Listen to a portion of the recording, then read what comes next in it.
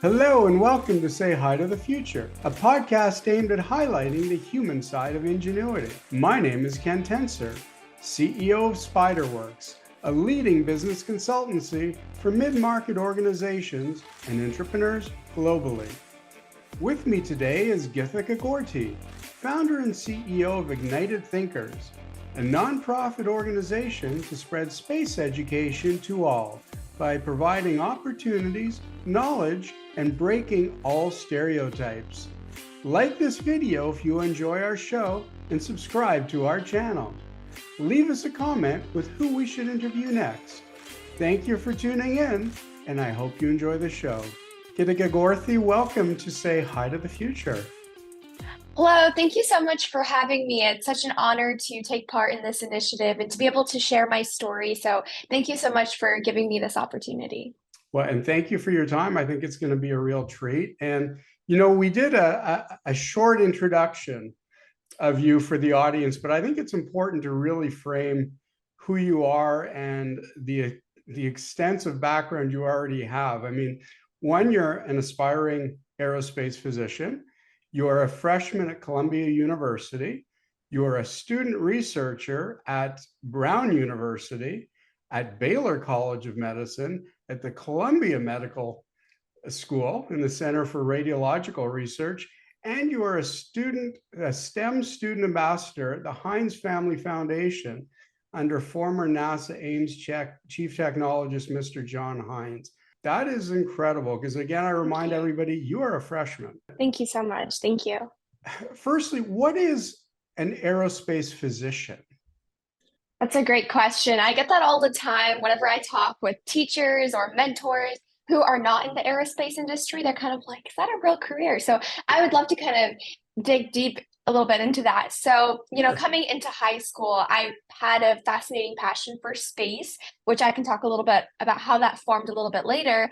But with that, I also had a deep interest in biology ever since I was growing older. I was surrounded with a lot of biology books and the experiments we did in classrooms, and just the idea of space and biology and the questions that drove those subjects just attracted me. And I knew that I wanted to do both of these, but I didn't know of any career where I could combine these two. So you wouldn't believe it. I just went on the internet and I put the two words I love together, space biology, and found so many hit results of space biology professionals in the industry. And I started looking into the experiments, the work they were doing, and I slowly discovered space medicine and how it's a little bit different than space biology because it's more of a physician who's interested in studying using microgravity environments. And that intrigued me a little bit more because I was always interested in that route of an MD/PhD. So I looked into space medicine, and I started like reaching out to people who I've met on LinkedIn who are somehow related to aerospace medicine, space medicine. And I came across an incredible lady who I'm so honored to call my mentor today, Dr. Shauna Pandya, who is one of the most incredible aerospace medicine professionals globally. She's based in Canada, and she does all this work related to aerospace medicine, and she's a neurosurgeon. So I was really inspired by her journey, understood what it really meant to be an aerospace physician, which is where you earn your MD. But as a physician, you're focused on also doing research to help astronauts in space and use the unique environment that space provides us to understand the human body, and then bring all of that research back down to Earth to improve medical treatments, to improve medical diagnostic tools. And to provide this, like to kind of give an example, when you're in space, there's huge, rapid bone density loss. A lot of humans on Earth, as they get older, very slowly they lose bone density, they become weaker. But in space, this process happens very quickly. Within a few weeks, you find a huge difference in your bone density loss. So something that takes years and years and years to happen on Earth happens so quickly in space. And we can understand this process in such a fascinating and easy way. And why not take advantage of this new laboratory that we're starting to really put human presence up there utilize it to understand medicine in a fast way, efficient way, and bring all of that back down to earth to improve our medical understanding and knowledge, it's just simply mind blowing. And as an aerospace physician, I hope to be able to use my medical understanding, my medical knowledge, and help astronauts, and also use that unique environment to understand medicine through a different lens and bring all of that to help humanity on earth. Well, that's an incredible ambition. And when I think about the world that is unfolding for you too, is when I think about the space station, and I'm a little bit older than you, so people did not go to space for a year or X hundred days. How many years on Earth are you able to study with, say, 3, 6, 9, 12 months on a space station? What can you simulate? Yeah, so on Earth, we have so many different tools that simulate what it's like to be in space. You don't necessarily have to go to the International Space Station. There are like centrifuges, which are very expensive. So only very top companies and organizations such as NASA really have access and funding to get these resources. It's very difficult. However, a lot of these companies outsource their like centrifuges and other microgravity simulated environments, analog missions where you can simulate what it's like to be on the International Space Station or space in general and conduct experiments. So to specifically, I guess, answer your question, and let me know if this is the direction you wanted it, or if I was kind of answering in a different way. In space, it's very expensive to take up experiments. So a lot of scientists, what they do is they study that same experiment here on Earth. So for example, in the space station, you're in a very isolated environment, right? So on Earth, we create those isolated environments and we call them analog habitats. And humans on Earth call themselves analog astronauts and go into these analog habitats to conduct experiments that could be done in space. And in these analog habitats, if you're selected as an analog astronaut, these places already have inbuilt resources that are isolated from the world. They have centrifuges, simulated gravity environments. They have, maybe you can put simulated radiation, different dosages of radiation exposure, just kind of simulate the conditions it's like to be on in space, but on Earth. And you can conduct research. Of course, it's not going to 100% mimic the environments of space, and it's not very efficient because it's very expensive. But if you're, and one thing you mentioned about the International Space Station is I know soon they're looking into retiring it, but I think that space is only opening up now because there are a lot of commercial companies such as Blue Origin, Axiom, who are actually in the process right now of developing commercial space stations, the orbital reef on and sending it. They're hoping by 2030, 2035 to send commercial space stations that are way larger than the International Space Station up there, where scientists can send up their experiments. More scientists can go up to space to conduct these experiments. They've dedicated large portions to R&D, space tourism, and I think it's just incredible how we're only going up from here, and we don't have to rely on resources here on Earth because there are all these commercial space activities that are happening in a very rapid pace that, even without the International Space Station, there are so much more innovations and commercial space stations that are being developed to conduct these experiments. So I think the future is very bright, and there's a lot of different experiments you can conduct on Earth and in space. But I think, of course, conducting experiments in space is way more efficient and effective. Thanks for sharing that, because I don't think that a lot of people sit back and, I mean, when they look at the space station, they look at NASA and space research. Some people truly appreciate it.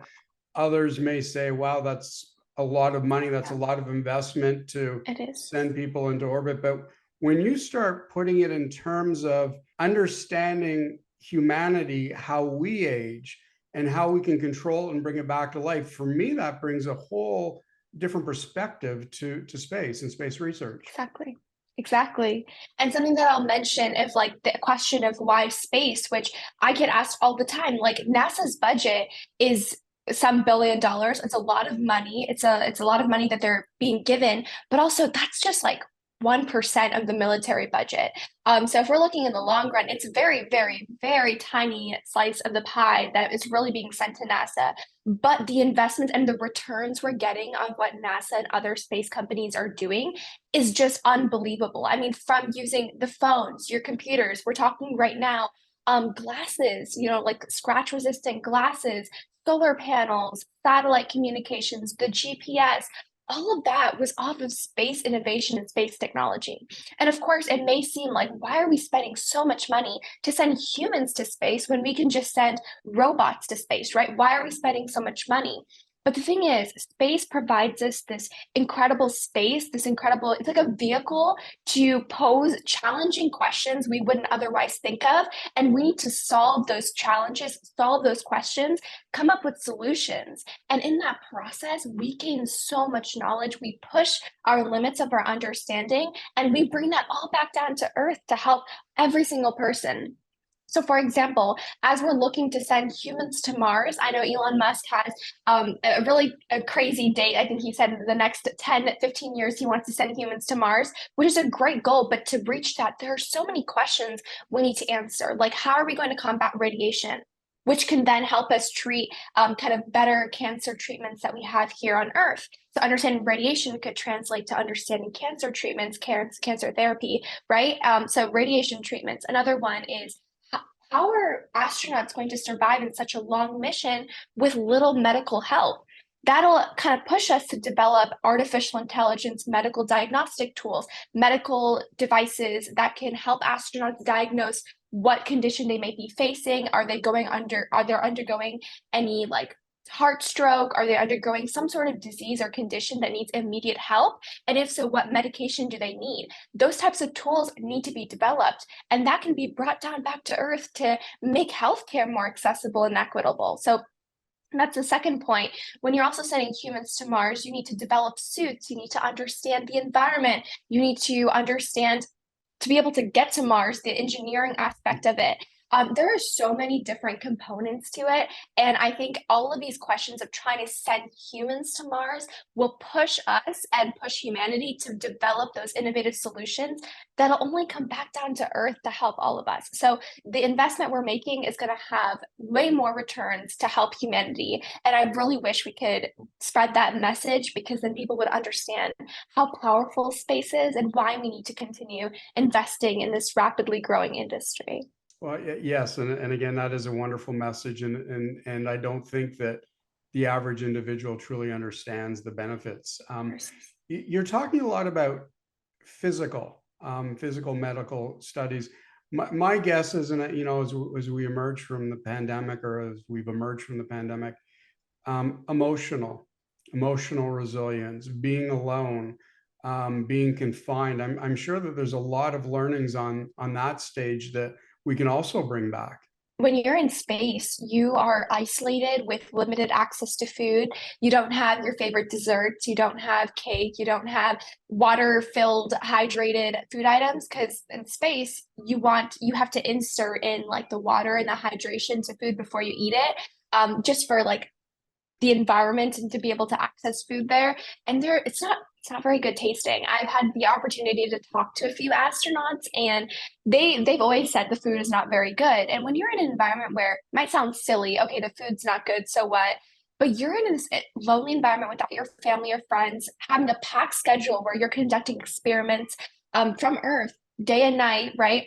You don't have great food. You're not in a very fun environment, right? It's like packed with tech that you're scared that's going to break. So you're in this very confined environment.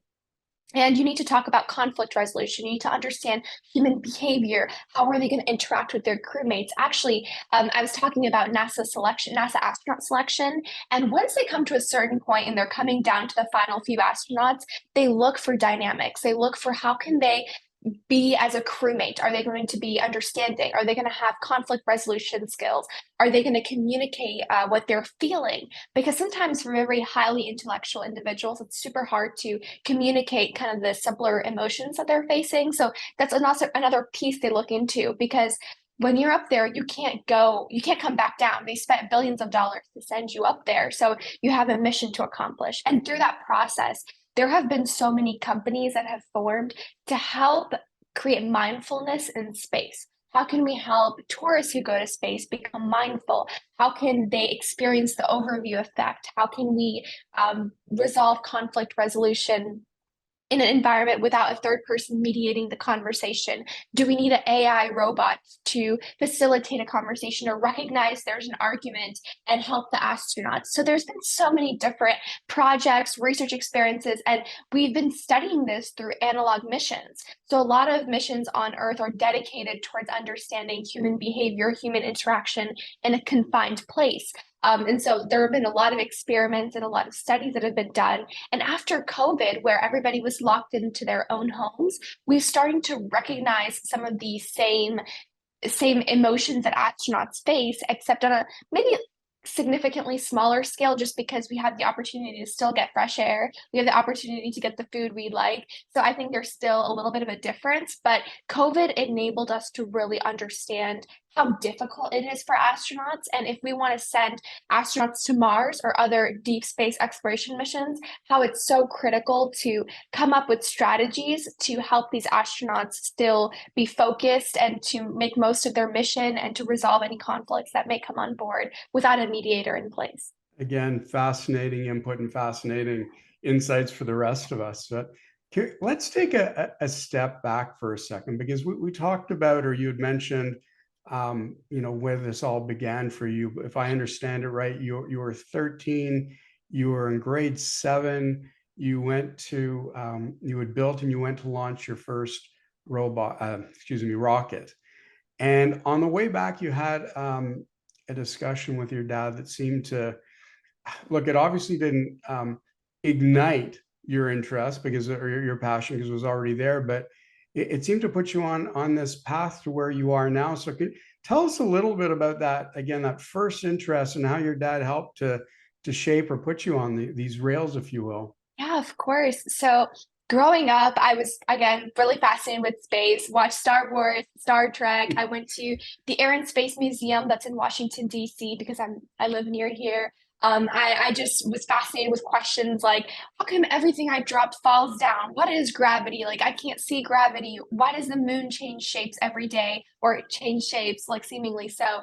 And just questions like that always fascinated me. And I would always try reading different books and watching movies and sci-fi movies. I was always a big fan. And it just, my passion for space spiraled upwards from there. But I never thought a space career was something that was realistic. I never had family members in the space industry. I didn't know anybody in the space industry. I've never met an astronaut or even seen an astronaut. So for me, becoming an astronaut or going into the space industry was just simply too unrealistic. So I always grew my fascination for biology, STEM, medicine, because that was something that was fascinating, but also seemed realistic for me. And when I got into middle school, that all changed. I took a tech ed class as one of my electives in middle school. And during our class, one of our units was dedicated to rocketry. And so my middle school teacher brought in these rockets that we were able to build and construct. And my passion for aerospace really just kicked in and reignited. And I just loved it. Loved every moment of that unit. And my teacher, he recognized my interest and passion for space. He was like, Gitika, I have a rocketry club after school program. Do you want to join? And I was like, of course. I was really excited and thrilled to have the opportunity to learn more about rockets. So I ended up joining.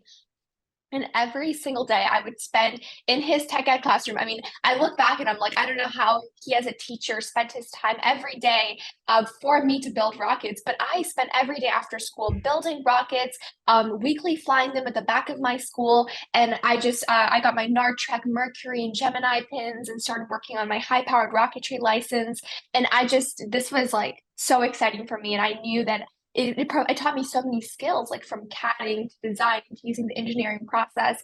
And I knew this was my future. Like everything about it excited me. But when and then in 7th grade, that summer before 8th grade, I applied to a 1-week program at NASA Goddard Center called the Sisters Program. And I just did a Google search about summer camps that were free, that were space related, and this one came up. And I got into the program and spent a week at NASA. And I met scientists at NASA, visited their laboratories, visited their control room, saw their launch pad at the Goddard Center. And it was just such a mind-blowing experience. And I felt a part of the industry, and I felt like I belonged, and I felt like this was a realistic goal. I met some of the scientists there, and I felt like I could be one of them. And I knew that, this was the industry I wanted to be a part of, which slowly I ended up combining with medicine a little bit later to kind of discover my real passion. But during that experience, and during eighth grade, I had a larger rocket that I was launching that couldn't be done at the back of my school. So, of course, my parents had to drive me, and they were happy to do so. And this was the first time that they saw my rocket launch. They'd never seen a rocket launch. It's the first time, and they were just blown away. And on the car ride back home, both of my parents said something, specifically my dad, that really changed my perspective on how fortunate I was to have this opportunity. He said, Gitika, you're so lucky to have this opportunity to build and fly rockets at 13. I'm 40, and I never had the opportunity to build or even see a model rocket, or let alone a real rocket fly to space. You are so lucky to have this opportunity. If I did, maybe I would have gotten into the space industry as well. And both my parents are immigrants from India. They grew up in India, and especially my dad, he grew up in a very rural village. And for him, these types of opportunities were non-existent. They didn't have STEM extracurriculars necessarily. And so it just struck me at that moment that without this middle school club that ignited my passion for space, I might have gone on a completely different track in bio and medicine, and STEM in general, but I would have never thought to combine my passion for aerospace with it. I would have been on a completely different trajectory. And I'm so lucky to have this rocketry club that reignited my passion for space. And so ever since then, I decided that I was going to do something about this. And I was a Girl Scout ever since kindergarten. So the inner Girl Scout in me came out, and I knew that I was going to do something to provide this middle school experience I was fortunate to have to every single student across the world. And that was a moment I founded IgnitedThinkers, which is now a nonprofit organization to spread space education to all students. And so ever since the eighth grade to now, and hopefully forever in the future, I hope to be able to inspire students and share my love for aerospace from the grassroots, and show students that this is an industry you belong in, and there are so many exciting things. Don't think you have to be a rocket scientist to be a part of this industry. You don't have to be an engineer. There are so many opportunities. Just take a look at it, and you can become an astronaut. It's not a child's dream. In high school, when a teacher would ask me, what do you want to be? Sometimes if you would say an astronaut, it would sound a little bit like it's a child's dream, like something a kindergartner or a third grader would say, but not a high school student or a college student, right? But I want to change that misconception and show that you can be an astronaut, and it is a realistic goal to have. Of course, it takes a lot of work, a training, a lot of research you need to be able to do, but it is a realistic goal that you can achieve. So that was the path to really realizing how fortunate I was to reignite my passion for space, and also founding a nonprofit through that process as well. Well, thank you for sharing that story. I mean, and for me, the takeaway, there's a few takeaways. I mean, one, kudos to your teacher. That is just amazing, that he offered that he had that conviction. I mean, I think it's such a formative time in all of our educations to have such a committed individual. That is just absolutely wonderful to hear about. And I wish every teacher in every school, whether it's space or whatever the topic is or the area is, had the opportunity to provide that. So absolutely critical. And your parents, I mean, it's really wonderful to hear how supportive they were, because ultimately it can be parents, it can be a teacher, it can be all of the above, none of the above, but we all need people who believe in us, inspire us, and say that to have the audacity to believe is okay. It's more than okay. It's what we really need to do. That was beautifully said. Mr. Anderson, my tech ed teacher, he is now on my board of directors for IgnitedThinkers, and he has been one of the most inspiring people for me. Looking back, I can't believe that he would spend so many hours with a seventh grade student who was so interested in space every day. And that was the year he was like, a few years later, he ended up retiring, but he was just such an incredible teacher, so passionate, and he brought rocketry to our county. Otherwise, we wouldn't have any space programs in our county. So he truly is an incredible individual. And what you were mentioning about my parents as well, yeah, they never doubted any of my beliefs or my dreams. They let me dream. They said to dream big, but also work after it and to achieve it. I think it's definitely like an immigrant mindset, I'd like to say.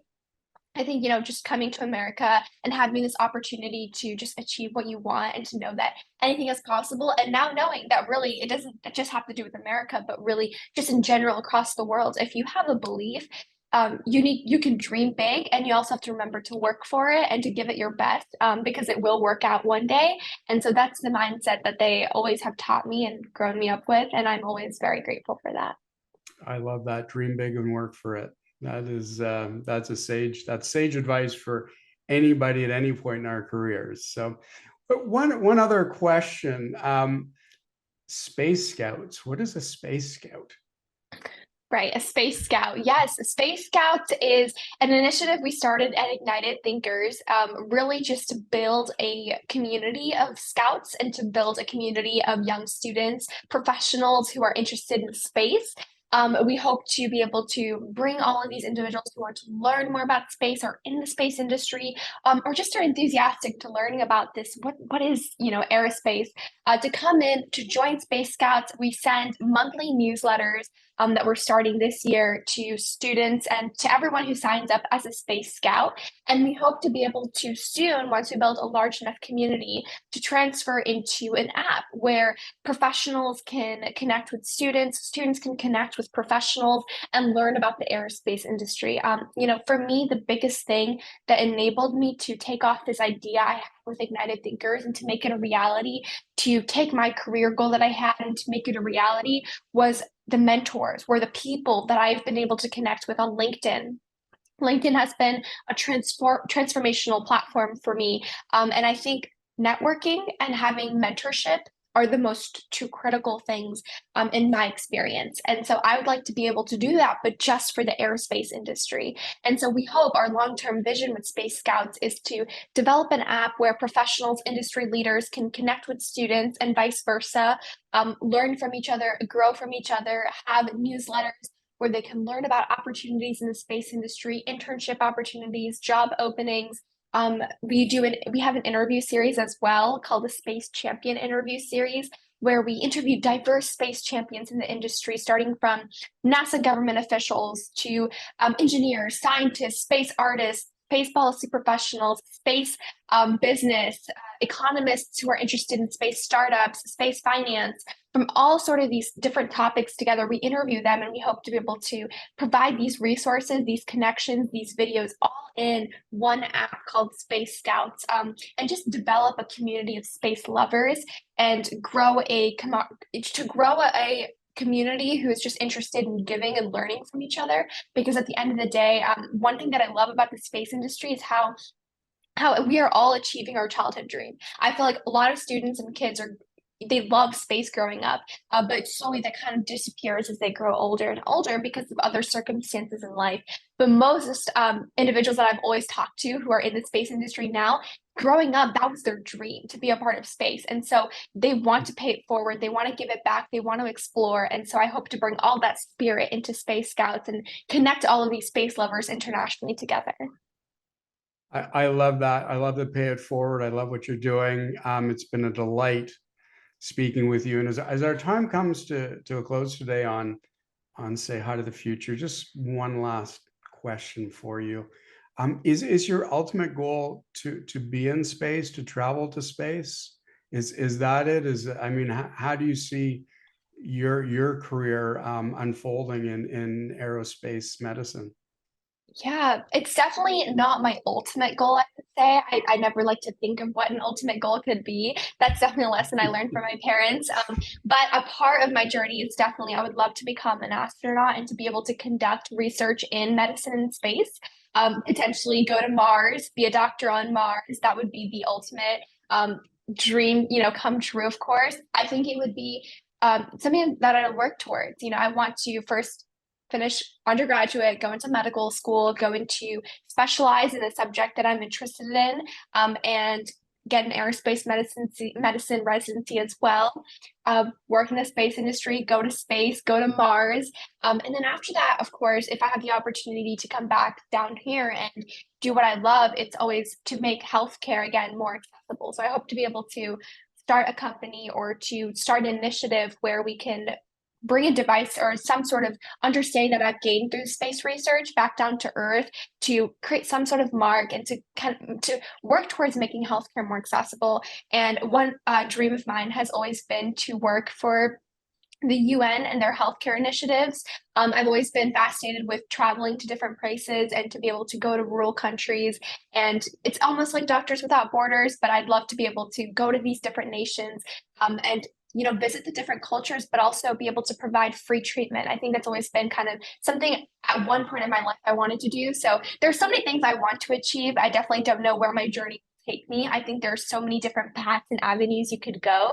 I don't have an ultimate, but there are so many things I'd like to achieve, and I'll take it day by day. And I have so much to learn, and so I think definitely a dream would be to become an astronaut. But I think that's just part of the journey. It sounds incredible. And as a parent listening to you, I think you will go on any journey you choose to and be successful. So thank you. Thank you. Thank you so much again for your time today. We do checkbacks periodically with our guests, and I just can't wait to hear from you in the future. Take care. Thank you. Thank you so much for this opportunity. I had a really fun time speaking with you, and I can't wait to reconnect.